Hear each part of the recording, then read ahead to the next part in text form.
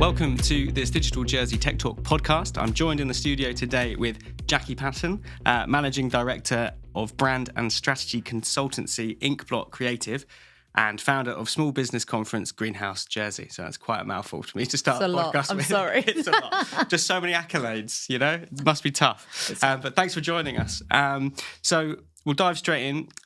Can you tell us a bit about your background and what you studied at uni and how you ended up working in the creative industries? I can. It's a weird and wonderful path. I can't wait to hear it. Today. So I come from a family that a lot of us worked in the arts professionally, and I went and did an acting degree with plans to run a theatre. That was what I wanted to do.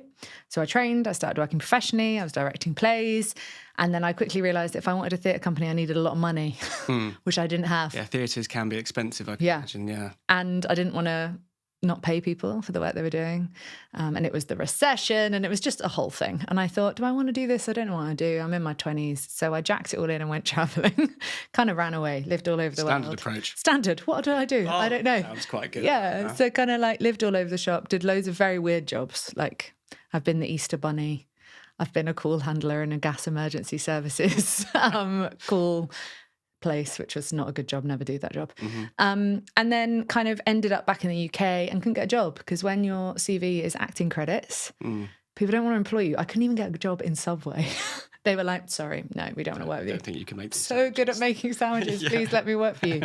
So I ended up getting this really junior customer service job in a company that a lot of big brands outsourced their marketing and brand and trade marketing and things like that too. And I kept seeing all the trade marketing happening. I kept thinking, I can do that. So I kind of wangled my way into a job there and started working with brands like Nivea and Elastoplast and Claritin, lots of big health and beauty brands. Did a bit of work for Procter & Gamble. And then kind of family stuff brought me back to Jersey. And I was thinking at this point again, God, what am I doing here? I don't want to work in an agency. I've been doing kind of trade marketing.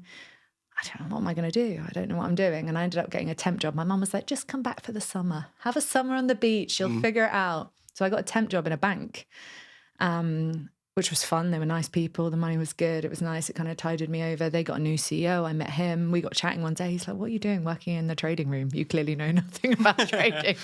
And we got chatting about what I've done before. And then I ended up as the head of comms. So I got this amazing opportunity. He took a big chance on me. I probably wouldn't have taken this chance on me.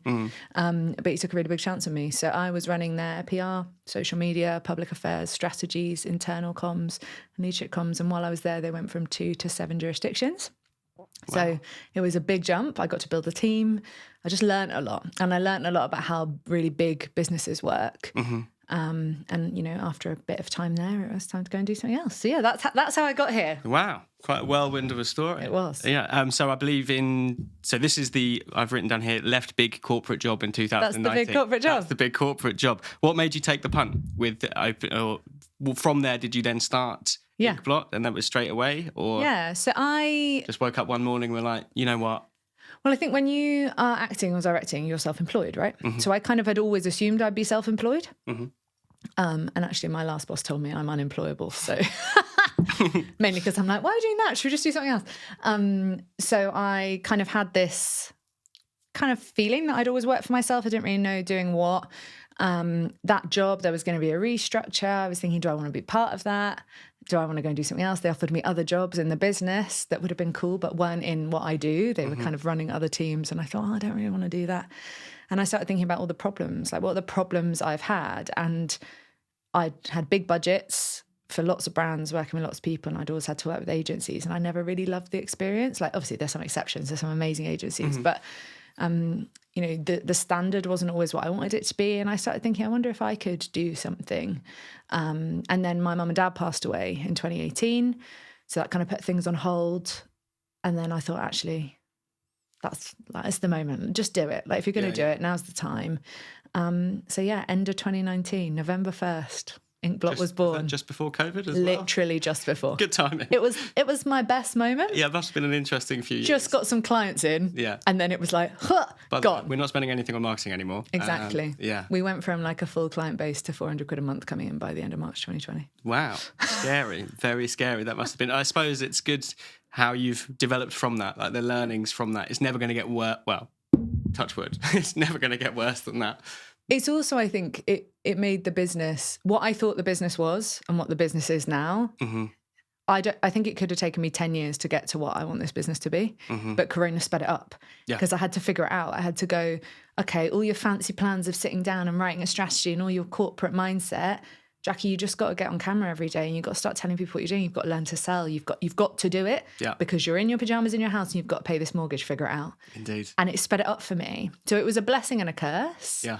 But it's definitely, if it hadn't have happened, I think I would have ended up with a business I didn't want.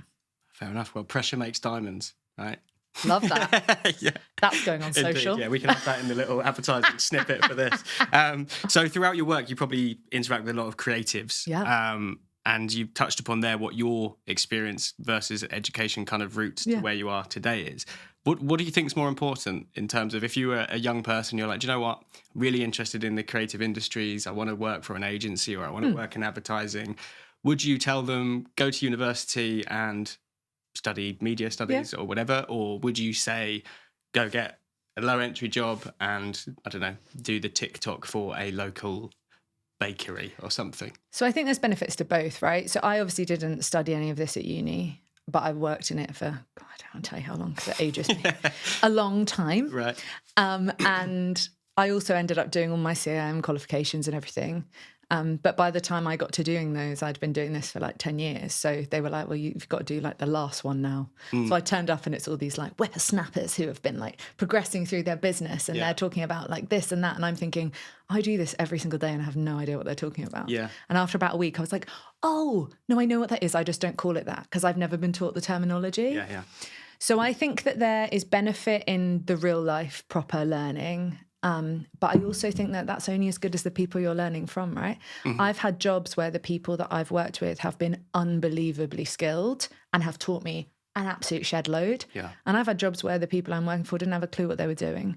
So if you rely on, well, I'm just going to get a job and I'm going to learn, you have to make sure you're learning from people who are forward thinking, who are keeping up to date, who are going to push you.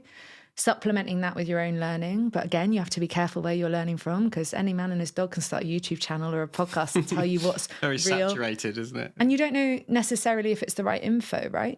But there are some skill sets. So for example, within Blot, obviously we have a lot of people that work with us, designers, creatives, different people.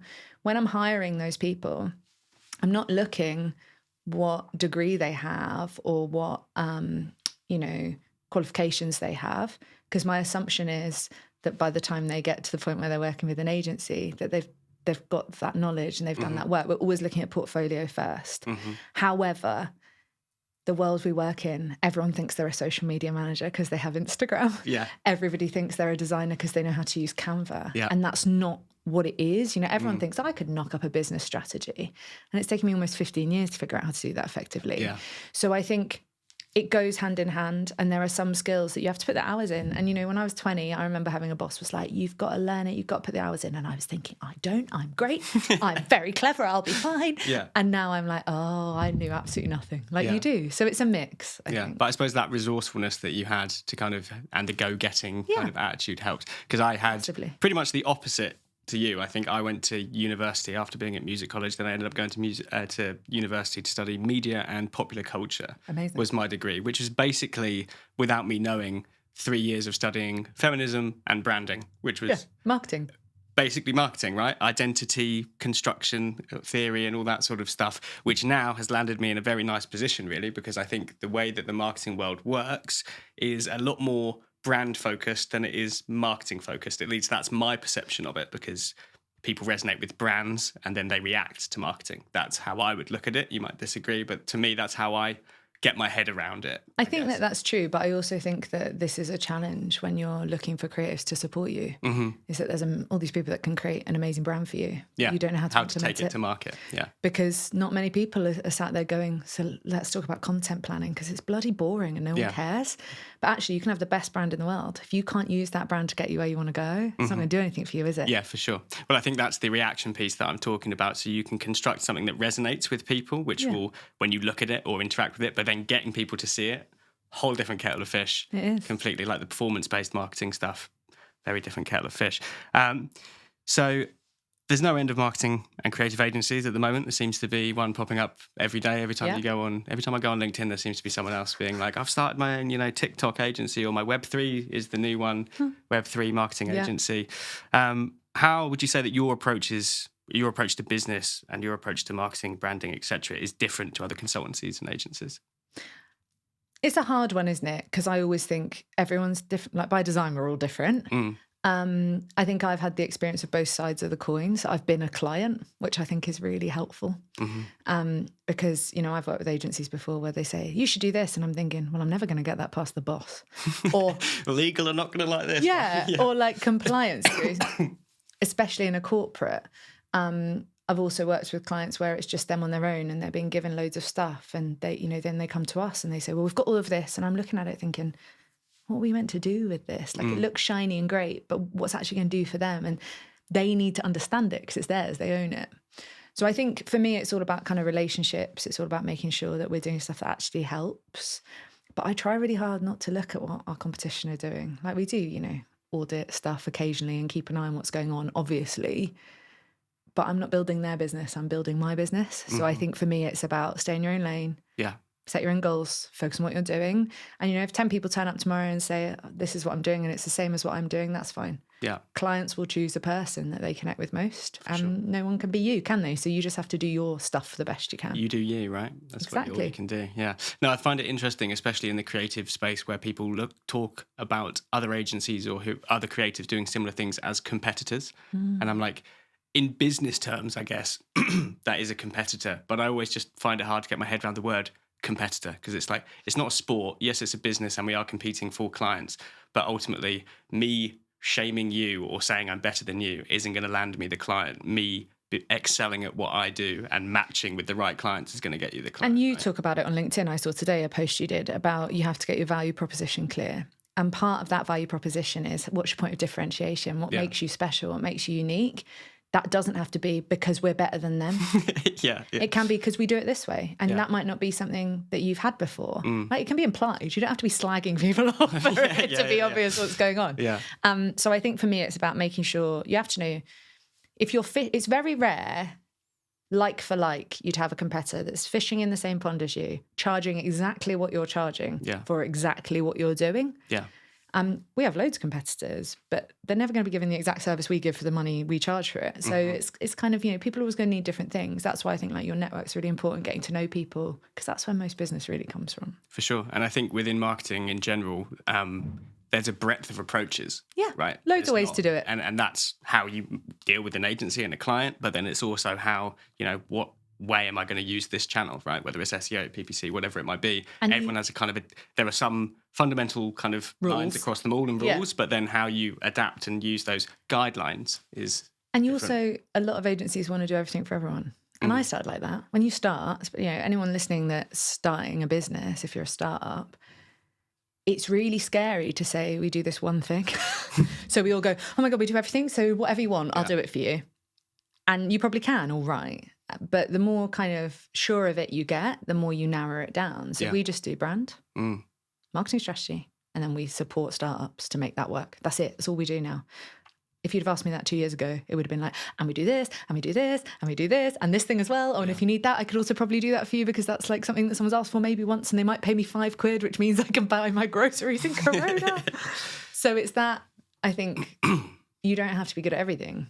So if I just get really good at what we're doing, that's great. Then people that need that one thing will come to us. And I love it when they go, can you do this? And I go, no, but I know someone amazing who I can send you to for that. Because everyone's good at their own things. Yeah, and it builds communities, doesn't it, doing it that way? And you kind of have partners or collaborators rather than competitors, which is just the word I don't like. I think it's better off being a jack of all trades and a master of one, so you can actually know how you can help people that might come to you and be like, can you do this? And we're like, that's not really our approach. Exactly. However, these people can do it. So you've mentioned with Inkblot that you work with predominantly startups, only startups? Predominantly startups. In your experience, how does that differ from working with bigger businesses? So I know that, for example, the bigger the business or bigger the team that I've interacted with, the kind of ability to be dynamic and quick. I don't know if that's not the right word, but like flexibility and stuff. Yeah, the speed of execution, I guess. Speed of execution, like just sign off processes. Do you know what I mean? It's like, right, have the other 30 people seen this before we put this logo on that hoodie? Do you know what I mean? For example. Oh yeah, I know. Always good fun. Are there any other key kind of differences? So I think it's interesting you said you work predominantly with startups. So we market startups. We say we work predominantly with startups. The amount of people that you get that then go, we're not a startup, but we like that vibe. Right, the startup vibe. So avocados and beards. And this is the thing about niching, is that you will still get everyone. Yeah. You're just aiming for certain people. So I think what are the differences? I think that startup founders are a breed of their own. Mm-hmm. It's one of the reasons I love working in that space, because they're ideas people, right? They've got an idea. Well, hopefully. And they've got the gumption to try it. Like, it takes a lot of risks to start something, and it's not for everyone. And people that are willing to like fly their flag and say, hey, I'm doing this, whether you think it's a good idea or not, you've got to be a certain kind of person for that. So that's really exciting. But it's then their baby. So a lot of the challenges that startup founders have is, I can't let go of the control of that because I've built that from scratch. And that can be really hard for them, right? And it can be hard to take direction. And they know they've got to get people in that know the things that they don't know, but then it's hard to let them do the thing. So it's a different challenge. I think bigger businesses, like you say, it's all about speed. It's all about sign off. It's all about process. It's all about too many cooks. Mm-hmm. And especially from a marketing and brand perspective, it just dilutes things, right? Yeah. You can end up with this great idea and it comes out the other end and you think, that's nowhere near what was like. There's no agility there, is there, a lot of the time, or a lack of? I think it depends on the team. Yeah. I also think it depends on who's leading it, right? It's always about the person in charge. If the person in charge is like, let them do their job, then you'll be able to do it. I think my biggest learning, though, from running an agency is that you want to help. Mm-hmm. Like, I want to help. I love it when we have a session and like a founder walks away like, oh my God, I get it now. That's amazing. We should do that. That's so good. Like, it's such a good feeling. But I also have to know that if they don't want to do it, my job is not to make them do things. My job is to advise. Mm-hmm. And then it's their choice. And that's really hard because I've gone from running a team where I got to choose. Yeah. And now I'm running a team where I suggest and someone else chooses. Yeah. And if they choose what I think they should do, it's really exciting. We get to do it.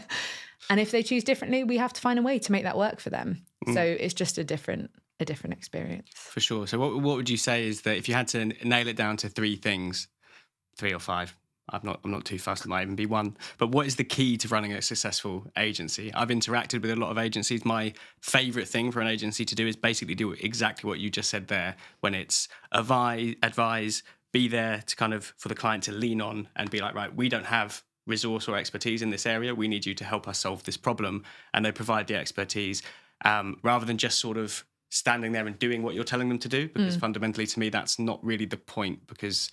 Well, yeah, there's 2 reasons people use outside support for anything, right? We know how to do it, but we don't have the time to do it, or we don't know how to do it. Right. So you're either going to someone because you're thinking, we've got a team that could do this, but right now there's 100 other things we've got to do.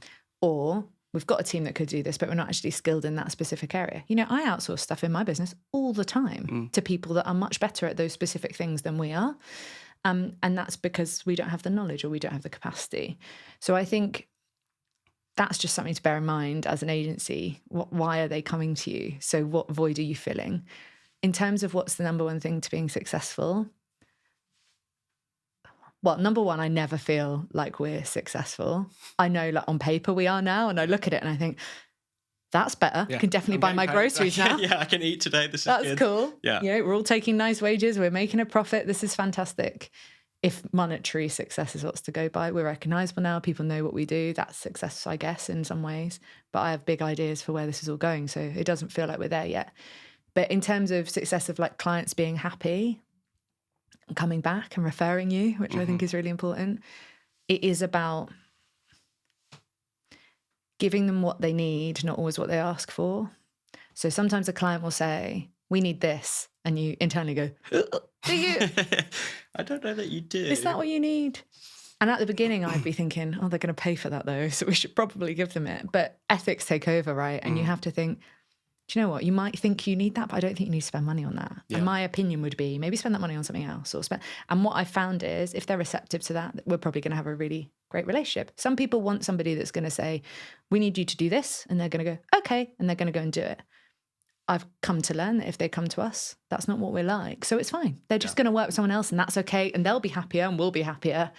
because that relationship will make more sense. But I would always say it's about giving the client what they actually need to get to the goal they've set, because they might not know that's why they're coming to you. For sure. Yeah, I think inherently with marketing, there's a lot of ways to solve a single problem. And a lot of the time, especially like even in my role as marketing manager, when I'm working internally with people, and at the previous job I used to have as well, a lot of the time the answer is it depends. Yeah, when 100%. someone comes to you with something, there isn't like it's not as concrete. It's not a simple equation, right? It's like it's not X equals Y, right? Or whatever the equation would be. It's a case of, well, it depends the route of getting to where you want to go, right? So it's not like it's never a simple, well, rarely is it a simple yes and no. Right? Yeah. And I also think I'm really bloody lucky. I get to work with cool people every day talking about marketing. Case in point. That's a privilege. I've had jobs, Easter Bunny, call centre handler, that were rubbish. Yeah. And I hated getting up to go to work. But running a business is hard. Sometimes I find myself getting up thinking, oh my God, it's Monday. Oh my God, I've got to have this call with this client. Oh my God. And then you think, hold on a minute. Could be a lot worse. Could be a lot worse, number one. And number two, how cool, like it's mindset, isn't it? I can go into those calls thinking, God, they're going to be a nightmare today. Or I can go in thinking, right, what can I solve for them today? And more often than not, 9 times out of 10 ends up being great. It's such a cool job. So I think that you've just got that it depends conversation. It's privileged. I get to have that all the time. Yeah. And I just have to keep that in mind sometimes when I'm having a what kind of day.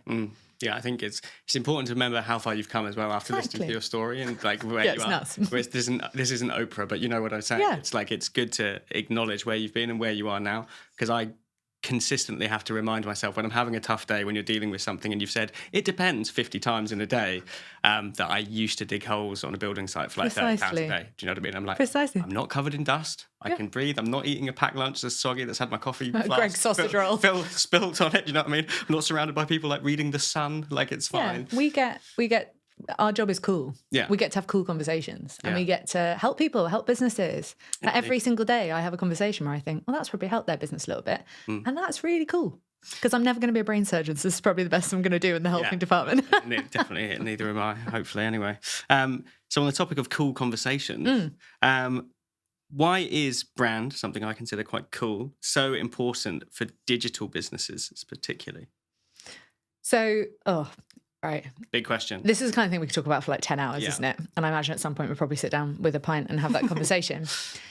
Brand is how people differentiate you, right? It's what makes you stand out from the people around you. It's how they recognize it's you. If I walk into a room, say I walk into a networking event and I meet someone, they're going to already know it's me because we've had a conversation. If they walk into my shop, they're going to have seen the sign on the door, and they're going to have chosen maybe from the window display or whatever it is to walk in through the door. My restaurant, they're going to have heard a review and they're going to turn up, they're going to see the food. As a digital business, you've got to get their attention and they have to understand who you are very quickly. It's not like walking down a high street where there's 10 shops. There might be 10,000 people doing what you do. And when they type in that search term, I was doing some SEO stuff this morning, they type in startup brand, for example, how many accounts come up? And your brand has to be something that makes them go, oh, they might be the ones for me. If you can't create a way for that to happen, then you're going to lose out on business. So I would say that is the number one reason that brand is most important for digital businesses. Okay. And then how would you differentiate brand between marketing? I know I can't remember if we were talking on air or off air previously about the difference between that, but how do you define that? Because I know it's quite a contentious thing, and I know you can spend quite a lot of time defining that when you're dealing internally with business. So brand is who you are. Yeah. And marketing is how you tell people about it. Fantastic. You heard it here first. Mic drop. That's what it is though, isn't it? Yeah. Brand completely. is like, hey, this is us. Yeah. This is how we talk. This is how we do stuff. Yeah. This is what we look like. This is our values. This is how it will be when you work with us. Yeah. And marketing is like, hey, have you seen that? Yeah. Let us show you that. There's the Tinder analogy, isn't there? I think it's the marketing gets you the date, the brand gets you the second date, right? Yeah. And sales is when you ask them to marry you. something like that. Cool. So, you obviously deal with a lot of brands. We both live in this kind of environment where every day we're paying probably a little bit too much attention to what brands are doing. It's can never scroll on social again. Never really turn off, can you? You're looking at adverts, you're like, Oh, that's quite cool. Like the McDonald's latest ad as well. Everyone seems to be talking about the eyebrows. Smashed it. I feel like I could have been great on that. I've got strong eyebrows. When I saw it, I was like, could I do it? But I've had too much Botox. It doesn't quite work. But I think it resonates really nicely with people because that is actively something that people do, right? Yeah. Capturing that excitement of the pre-excitement ritual of ordering a McDonald's has been fully captured by that movement. Also, they at no point in that advert show the food or the restaurant. Yeah, really clever. Well, other than I think there's the yellow Post-it note, and then I've noticed the use of McDonald's colours throughout is very interesting. But there's no burger in that ad. There's no chips. There's no outside of a store. Yeah. But they're a big brand, right? They get away with it. For sure, they've got that brand recognition. Already. But I think what's interesting as well is I can imagine it's likely a bit like with cigarettes in the past, you could no longer advertise them and stuff like that. I believe fast food is probably going down that way, whether or not it will, but they've, like you've said, explicitly marketed something and you know what's going on because of the brand recognition without actually displaying their product. I also think, so it might be that. It might very well be that. I hadn't thought about it, although they did sponsor the Olympics in London, didn't they? So you're like, it's all a bit odd. Partnerships and stuff, doesn't it? But there is a bit of me that thinks lots of brands are now understanding that it's about creating movement, it's creating a moment, it's creating something people can talk about. There's loads of brands that never talk about their products. They just talk about, helping the environment or how great it is to work there. It's getting them out in front of the people they want to work with anyway, and then they'll go and find out that info. So, McDonald's doesn't need to show you what a cheeseburger looks like. We all know what McDonald's cheeseburger looks like. So it's a chance for them to create conversation, isn't it? For sure. And now all I want to do is go and eat a cheeseburger. My goodness, me too. Maybe after this is what I'll do. Small conversation. But what other brands, in your opinion, could be big brands, could be small brands, are smashing it? What have you seen of late that you think's really cool? So obviously you told me you were going to ask me this question, and I sat in bed this morning with a cup of tea thinking there are so many cool brands, aren't there? But which ones do I think have done something that might be useful for people to hear about? There is a business called Beauty Pie that is a subscription service where you pay some money every month to be allowed to shop with them. And they create very, very high quality skincare and makeup that otherwise you'd be paying hundreds and hundreds of pounds for a tub of it. Right. But because you're a member, you get to buy it for a tenner. Okay. It's an incredibly clever business model. It started in the US. But what I love about their brand is aesthetically, they've nailed it.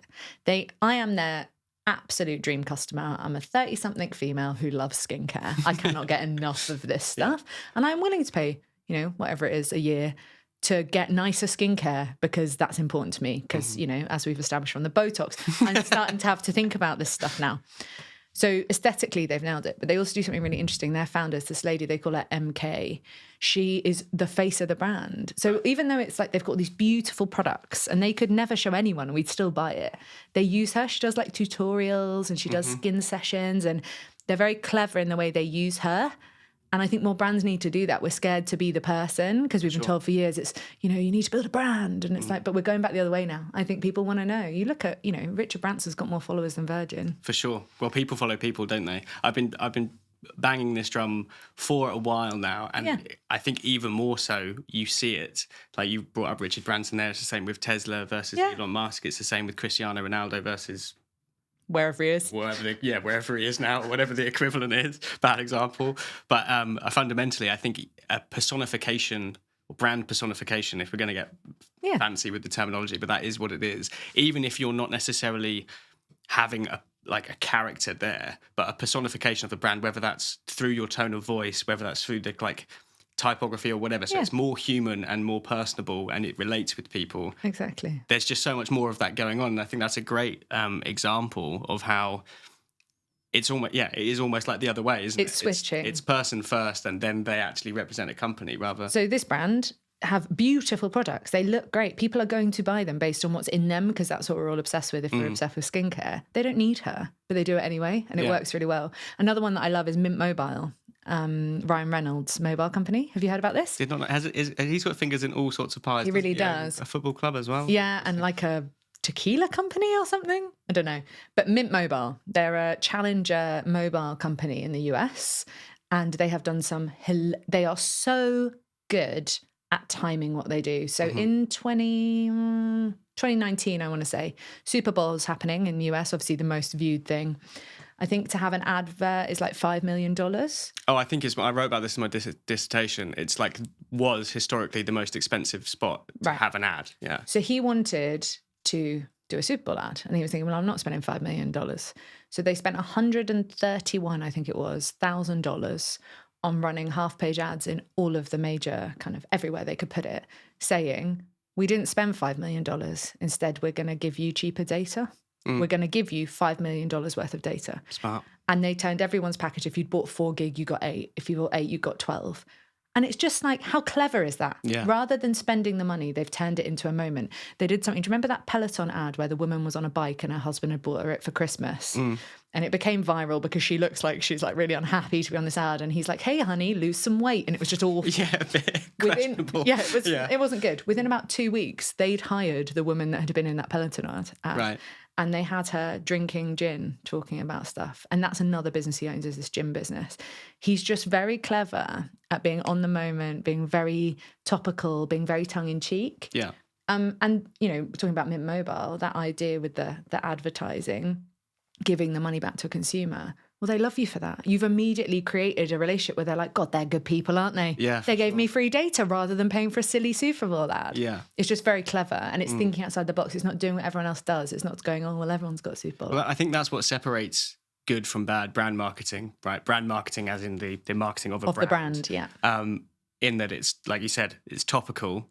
It is an extension of the resonance that you've already established with the brand, right? And then it's just the timely execution of it, attaching it to things Being and clever. good feeling moments, right? Yeah. Like you see a lot of brands look like Aldi. It's either Aldi or Lidl, and I always get them mixed up. But like their social is so reactive but spot on, and it's Aldi, and it's like, well, ultimately you're selling like cheaper products, but they've built this brand, especially on Twitter and social media, of just like, they comment on everything. really tongue in cheek. Like there was all the Cuthbert stuff, and it was brilliant. And then how they react to other brands, and there's just this feel good. Like we're talking about it now, and there's like this just feel good feeling around an interaction. And the reality is like that's a hiring decision. They've just hired really cleverly into their social media team. They've found people that, and they've empowered them to be allowed to do that. Yeah. It's not like, oh, excuse me, am I okay to post on Lidl's post about how our chocolate caterpillar is better? Yeah. Like they're not letting them do that. They're just saying, just get on with it. Like do something funny. Well, this is where my favourite model of forgiveness over permission, I think is actually really integral to being a successful marketing kind of person or team. Is like you need to know where the line lies for sure, and what the client's paid for, but like internally from like my perspective and the two companies I've worked for, it can be you can end up going down rabbit holes of permissions, or is this hitting the right tone, is this missing the mark, etc. And before you know it, you've missed the time in which what you were going to do was, you know, going to make the impact you wanted. There was a sports, I'm not very up on my sports, there was a sports game, might have been the Super Bowl again, where the lights went out. And within about 5 minutes, one of the brands had created I think it was Oreos. They just created this ad that they started running on social. It was literally within 5 minutes of the Oreo like lighting up the stadium and basically saying like, until the lights come back on, why don't you have one of an Oreo or whatever it is? Yeah. And you just think, that's amazing. Somebody's gone, we can make a ad out of that. It's gone through sign-off and it's live before the lights are even back on. And those are the moments people remember, right? And is that something, that approach, is that why? Because you with startups, there's a lot of associations that they kind of quite quickly become successful. Or when you think of the startups in my lifetime or our lifetime, when you see the success, is that agility key? Do you think, from like a branding and marketing perspective, is that something that needs to be improved on for a lot of businesses? I think it is key. I think that this idea of like overnight success is all rubbish though, isn't it? Because most people, by the time you hear of them, they've been going like 10 years in their spare room and suddenly they've got a bit of investment and now they can tell you what they're doing. So I think agility is key. But I also think having a really strong strategy is key, because if you know what you're aiming for, it's much easier to figure out how to get there quickly. Yeah. Whereas if you're like just on the fly all the time, you often just end up doing random stuff. The brands that do it best are the ones that know what they're going for, and then they allow themselves the flex to get there. Mm-hmm. Yeah, fair enough. And what do you think? So I guess there's probably a lot that larger brands can learn from startups. Yeah. But when you look at it the other way, so what can startups learn from larger brands? Is that the right way around? Consistency, I think. Yeah. So I think with startups, you've got the ability to be messy, to be creative, to be like, I run a startup, I'm just going to get on my phone and do it. Mm-hmm. And without having to get 10 people to sign it off, whatever. With larger businesses, because of the way they are, they have to have a plan. They have to be consistent. They have to measure what they're doing. They have to think about the data. And very often startups don't do that because they're just like winging it. Yeah. So I think for me, I'd always think the best marketing comes from having a plan that you can wing it in amongst, because then you're getting creative, but you're actually doing it for a reason. So it's like a double-decker bus going in one direction, but you're all just kind of having a party on the bus. Exactly. Yeah, cool. That's a good analogy, I think. So what advice would you give to like a startup that's, you know, they've got their product, they've got everything, but they're like, how do I take this to market, and how do I wrap a brand around what it is I'm trying to do? Like, where do they even start? Such a good question. I think that everybody starts by trying to build a visual identity. I've got this product, so I need a logo and I need a color palette. Yeah, because logo is just brand, right? Brand, exactly. Brand is logo. That's what it is. And I need fonts and I need this and I need a website. I need all this stuff. But you build it not knowing who you're talking to. So I think the first thing is you have to know who your market are. You have to get to know them. And we live in a world where that's really easy because we have social media. We can literally go and message people and say, hey, who are you? What are you about? It's unlike any other time. So we have to get to know who they are so that we can understand the kind of language they use, the kind of stuff they're interested in. You know, talking about this SEO thing I was doing this morning. I might search for like startup branding on TikTok to see videos about startup branding because I'm interested in startup branding. A startup might search, how do I make my logo the right size? Yeah. So they are searching for different things. They are looking for different things. So we have to make sure we know what our audience are thinking about. So I'd say that's number one. And the second thing is figure out what that value proposition is that talks to those people. What do you actually sell? It's my first question when I meet a startup. So tell me, what do you sell? And normally 20 minutes later, I'm still like, still not 100% sure what that is. Because as a startup founder, you're creating something. So you get caught up in the origin story and you get caught up in why you did it and all of this. It's like, yeah, but what is it? Yeah. And how much does it cost me? And where can I buy it? Yeah. So we have to know the origin story and we have to know all that important stuff. But we also need to be able to say it's a subscription service. Yeah. Or it's a pair of trainers. Or it's this fancy little thing you put on your bottle so that it carbonates your water, right? We'd have to be able to explain what the thing is. Yeah. So I would say get really clear on what it is you're actually selling. Really get clear on who that audience is. And once you know those things, you can build a brand that speaks to them in a way that they want to be spoken to. Yeah, because I find it interesting in the branding space where, for example, when you're, you know, if you buy into a certain brand, take Harley Davidson, for example, you're not buying a motorbike, you're buying into freedom or whatever. But what you've said in a way kind of contradicts that. But you know they sell motorcycles. Yeah, so it's a case of having that first. You have to know. You have to know and then work on the...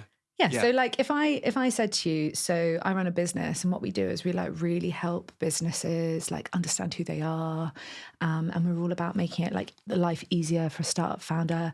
Yeah, that's great. What do you sell though? Yeah. Like, do you sell a planner? Yeah. Do you sell marketing? Do you sell tech? What do you sell? Yeah. So it's important we have that. But the reason that Harley Davidson can talk about freedom is because we know they sell motorbikes. Yeah. We have to get both things right. A really good test of this is go on anyone's website. Can you tell what they do within the first 2 seconds being on their website? 90% of websites I go on have a really snazzy strap line, and I'm like, don't know what you do. What do you do? The product is. Yeah, if you go on the Blot website, it says building brave brands for savvy startups. It's literally the first thing you see. Yeah. Because that's what we do. Yeah. And then they'll go, oh yeah, I'm a startup, or I need a brand. And if they're like, oh, I was looking for inkwells for my fountain pen, they'll click away. Yeah, for sure. We have very random. Well, Blot. I was thinking, what's an ink thing? See what you did there. Yeah. So we have to make sure they know what we have because we're a business. We have to sell stuff. Yeah, I think it's something I see quite often actually when even in even Digital Jersey, we're guilty of it. But when because we get caught up with the initiative or the idea or like it's a smart fields project or it's a mentor program or it's whatever. But unless you take the time to actually like wrap a bow around what the product is, it becomes very hard to even communicate what you're selling, right? So, for example, we spent quite a lot of time looking into the mentor program, and I encouraged us to look at it as what's the time scale on this? Like, how much mentoring are you getting for X, Y, Z? You know, all the kind of tangible aspects of that interaction with someone, because ultimately that is like a buying process, and you need to know what you're getting bang for buck, right? So I got an email today from a really cool business that I'm quite interested in, and it was an email essentially saying this thing's happening this year. And it was really interesting. And didn't tell me when it was happening or how much it would cost me to be involved with it. So I went to their website. I now know when it's happening. I still don't know how much it's going to cost me. And I kind of know a lot of, like, I know like the feelings I'll get and how it's going to happen and, you know, what I'll get from it and all of this. But for me to make a buying decision specific for this product, I want to know how much it's going to cost. Yeah. And because it was an event kind of product, I needed to know when it was to see if I was available. Yeah, that helps, doesn't it? Yeah. But we get caught up. We get caught up in all the other stuff and we get told, you know, sell all the benefits, not the features. And that's true. But they still have to be able to find that information. Yeah. Otherwise, they're not going to buy it. Yeah, definitely. So with regards to, I know we kind of started talking about like what advice you'd give to sort of startups and things. Being a digital jersey podcast, we obviously love a digital kind of solution or digital tool. Do you have any favorite digital tools that you kind of advise people to consistently use? Whether, I don't know, it's Canva or whether it's SumUp for whatever, for like your finances and whatever. So I think, right, for startups, like there's hundreds, right? Number one would be get a good accounting system. We spend so much time doing invoicing. I use Xero. It's amazing. There's loads of them out there. Just something that like reconciles for you and spits out reminders and you're not having to go, oh, did John pay last week? You know, all that stuff. Yeah. So, you know, really good accounting would be number one. From a marketing perspective, things like Canva are amazing.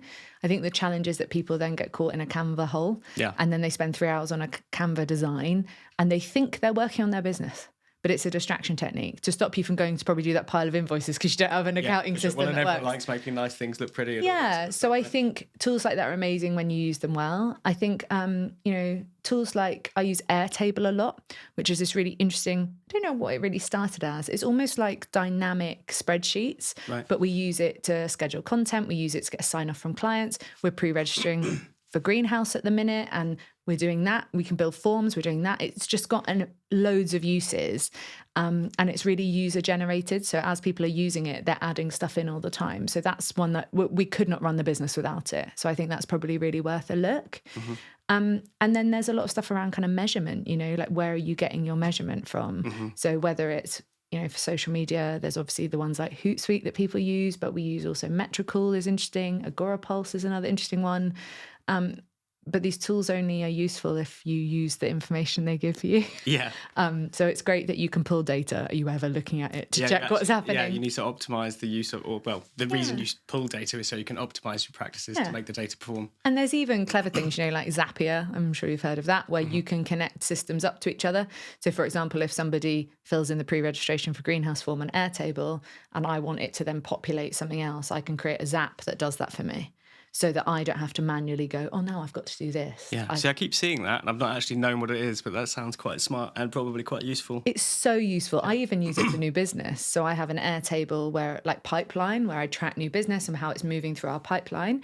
And then I have Zaps that email me every week to say, Jacqui, this person you've not spoken to for a week, should you maybe drop them an email? Yeah. So you can make it do anything for you. And that's, if you're like me, if I'm not told by an email or a calendar appointment, it ain't happening. So I need a reminder. Otherwise, I'm like, off doing something fun. Yeah. So I use it in that way to kind of keep me on track. So that's probably one I'd really recommend. Cool. No, I'm sure that's interesting. We'll probably maybe even just list those in the link at the bottom.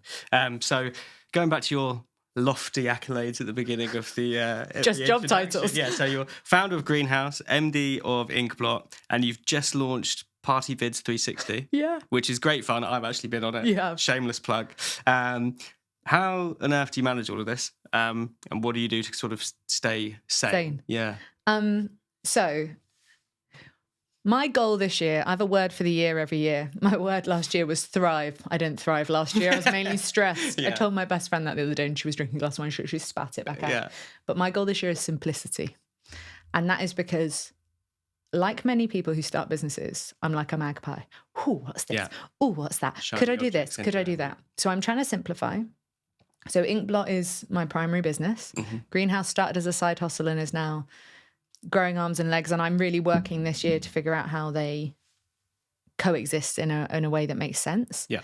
And then Party Vids is just something I saw at a wedding and I thought, why does that not exist in Jersey? It's got to be done. So that's why that's happening.